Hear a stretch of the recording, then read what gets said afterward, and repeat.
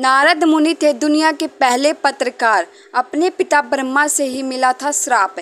शास्त्रों के अनुसार नारद जी ने कठोर तपस्या के बाद स्वर्ग लोक में ब्रह्मा ऋषि का पद प्राप्त किया था। नारद जी को तीनों लोकों में भ्रमण करने का वरदान प्राप्त था। नारद जी को ब्रह्मा जी का मानसिक पुत्र और ब्रह्मांड का संदेशवाहक कहा जाता है। यही कारण है कि उन्हें दुनिया का पहला पत्रकार भी माना जाता है। प्रत्येक वर्ष ज्येष्ठ माह की कृष्ण पक्ष की प्रतिपदा तिथि को नारद जयंती के रूप में मनाया जाता है। मान्यता है कि इसी दिन नारद मुनि का जन्म हुआ था। शास्त्रों के अनुसार नारद जी ने कठोर तपस्या के बाद स्वर्ग लोक में ब्रह्मा ऋषि का पद प्राप्त किया था। नारद जी को तीनों लोकों में भ्रमण करने का वरदान प्राप्त है। नारद जी को ब्रह्मा जी का मानसिक पुत्र और ब्रह्मांड का संदेशवाहक कहा जाता है। वह सदैव विष्णु भक्ति में लीन रहते हैं। मान्यता है कि नारद जयंती पर भगवान नारद की पूजा करने से ज्ञान की प्राप्ति होती है। साल 2024 में नारद जयंती शुक्रवार 24 मई 2024 को मनाई जाएगी। पंचांग के अनुसार ज्येष्ठ माह की प्रतिपदा तिथि की शुरुआत 23 मई 2024 को शाम 7:22 पर होगी और अगले दिन 24 मई 2024 को शाम 7:24 तक होगा। भगवान ब्रह्मा ने दिया था श्राप। शास्त्रों के अनुसार नारद जी को ब्रह्मा जी के 7 मानस पुत्रों में से एक माना जाता है। नारद जी को अपने हाथ में वीणा धारण करते हैं। वह संसार के रचयिता भगवान विष्णु के बहुत बड़े भक्त थे। उन्हें वायु मार्ग से तीनों लोकों की यात्रा करने का वरदान प्राप्त हुआ था। इसीलिए वे तीनों लोकों में भगवान विष्णु की महिमा का प्रचार करते थे। इस कारण वे तीनों लोकों से परिचित थे। यही कारण है कि उन्हें दुनिया का पहला पत्रकार भी माना जाता है। उन्होंने कठोर तपस्या से ब्रह्मा ऋषि का पद प्राप्त किया। नारद मुनि को अपने पिता ब्रह्मा जी से श्राप मिला था।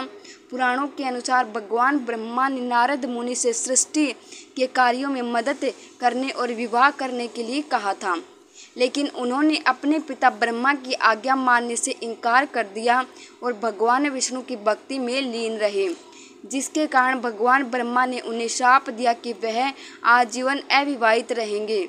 नारद जयंती पर करे दान।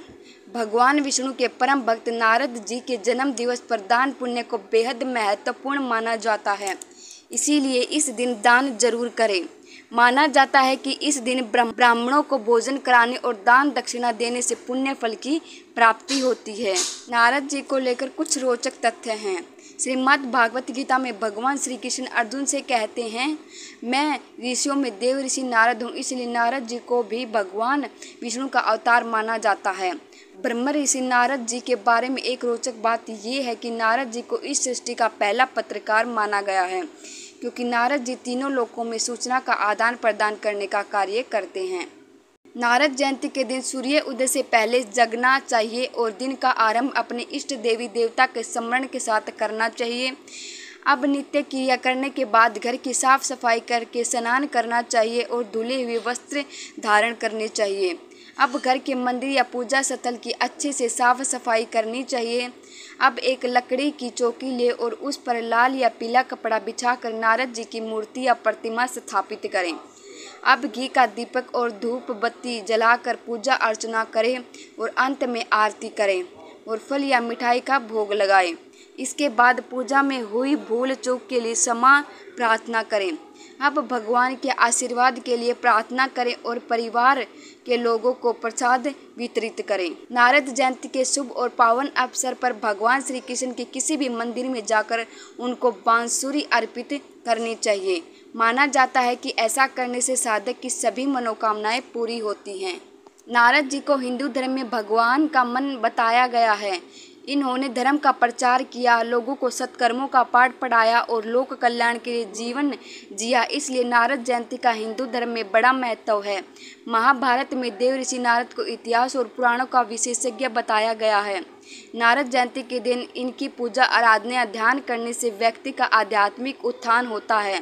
इसके साथ ही तार्किक क्षमता, बुद्धि और विवेक में भी वृद्धि होती है। मान्यताओं के अनुसार नारद जी की पूजा से विद्यार्थियों को विशेष लाभ मिलते हैं। शिक्षा के क्षेत्र में विद्यार्थी उन्नति पाते हैं। वही जो लोग समस्याओं से घिरे रहते हैं, जीवन का लक्ष्य जिन्हें प्राप्त नहीं हो पा रहा है, वो भी नारद जयंती के दिन पूजा आराधना करके लाभ पा सकते हैं। नारद जी की पूजा करने से विचारों में स्पष्टता आती है और सही समय पर व्यक्ति सही फैसला ले सकता है। नमस्कार। ओम नमः शिवाय।